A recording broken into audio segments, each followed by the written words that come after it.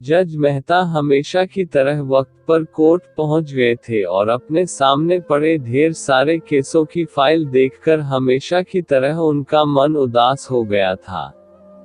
जब से वे जज बने थे उन्होंने हजारों केसेस की सुनवाई की थी और इन सब में मारामारी, धन दौलत, जमीन के लिए लड़ाई, स्त्रियों के लिए लड़ाई, चोरी चकारी लूटपाट, इन सब के अलावा और कुछ खास नहीं होता था।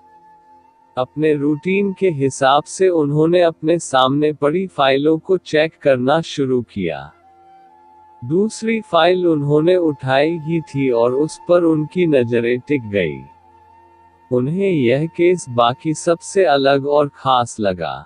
उन्होंने इस फाइल को पूरा पढ़ डाला।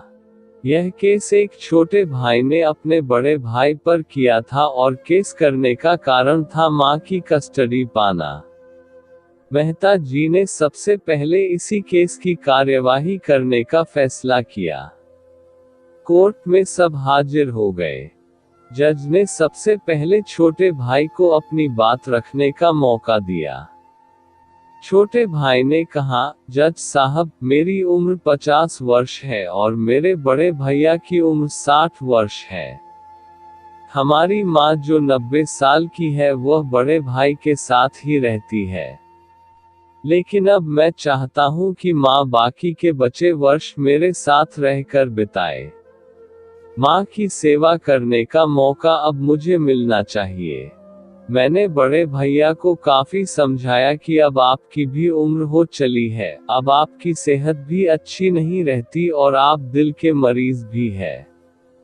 मैं अभी स्वस्थ हूँ, इसलिए बेहतर यही होगा कि माँ की सेवा करने का मौका अब मुझे दिया जाए। वैसे भी माँ पिछले 40 सालों से उनके साथ ही तो रह रही है, क्या मेरा हक नहीं बनता कि माँ मेरे साथ भी रहे? लेकिन बड़े भैया है कि इस बात को मानने के लिए राजी नहीं है, इसीलिए मजबूरी में मुझे उन पर केस करना पड़ा। अब बड़े भाई की अपनी बात रखने की बारी थी। बड़े भाई ने कहा, यह बात सच है कि मेरी उम्र 60 साल है। यह बात भी सच है कि अब मेरी सेहत पहले जैसी नहीं रहती, लेकिन उतना ही सच यह भी है कि मैं सिर्फ जिंदा रह पा रहा हूँ तो इसलिए क्योंकि मेरी माँ मेरे पास है। चाहे मेरी सेहत कितनी भी खराब हो, चाहे मेरी जिंदगी नर्क जैसी हो, लेकिन मेरी माँ मेरे पास होने की वजह से वही तकलीफों भरी जिंदगी स्वर्ग जैसी बन जाती है। जज साहब, आप ही बताएं, मैं माँ को अपने से दूर कैसे होने दे सकता हूँ?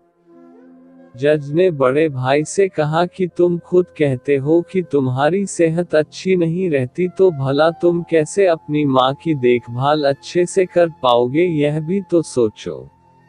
बड़े भाई ने कहा, मैं अपनी माँ की बड़े अच्छे से देखभाल करता हूँ। आप माँ से भी पूछ सकते हैं और अगर वो खुद कहे कि उन्हें मेरे साथ नहीं रहना तो आप बेशक उन्हें मेरे भाई के साथ भेज दीजिए। जज को यह बात ठीक लगी और उन्होंने माँ को अदालत में बुलाने का फैसला किया। 90 साल की बूढ़ी माँ बड़ी ही कमजोर थी, वो जैसे तैसे व्हील चेयर से अदालत में आए। जज साहब ने उनसे उनका फैसला पूछा तो माँ ने कहा कि मेरे लिए दोनों ही बच्चे समान है, किसी एक का पक्ष लेकर दूसरे को नाराज नहीं कर सकती। आप तो जज है, आप तो ऐसे फैसले हमेशा लेते हैं। आप जो भी फैसला लेंगे वह मेरे लिए आखिरी फैसला होगा और मैं चुपचाप उसे मान लूंगी। जज साहब बहुत परेशान हो गए। उन्होंने अपनी पूरी जिंदगी में ऐसा अनोखा केस कभी नहीं देखा था। हमेशा दो भाई अपने माता पिता को एक दूसरे पर थोपते, एक कहता तुम रखो तो दूसरा कहता तुम ही रखो। जज का आश्चर्य तब और भी ज्यादा बढ़ गया जब उन्हें पता चला कि माँ के पास दोनों बेटों को वसीयत में देने के लिए फूटी कौड़ी भी नहीं थी। बड़े सोचने विचारने के बाद जज ने फैसला किया कि माँ को अब छोटे भाई को सौंप देना चाहिए। ये फैसला सुनते ही बड़ा भाई जमीन पर बैठ पड़ा और फूट फूट कर रो पड़ा। उसे रोता देख कोर्ट में हाजिर सभी के साथ जज की भी आंखों से आंसू बह निकले। दोस्तों, आपने भाई भाई की लड़ाई बहुत देखी होगी, लेकिन जैसे इन दोनों भाइयों ने अपनी मां के लिए लड़ाई की, वैसी अनोखी लड़ाई कभी नहीं देखी होगी। इस कहानी से और इन दोनों भाइयों से हमें सीखना चाहिए कि अपने माँ बाप का कर्ज कैसे उतारा जाता है और माँ बाप की सेवा कैसे निस्वार्थ भाव से की जाती है। थैंक्स।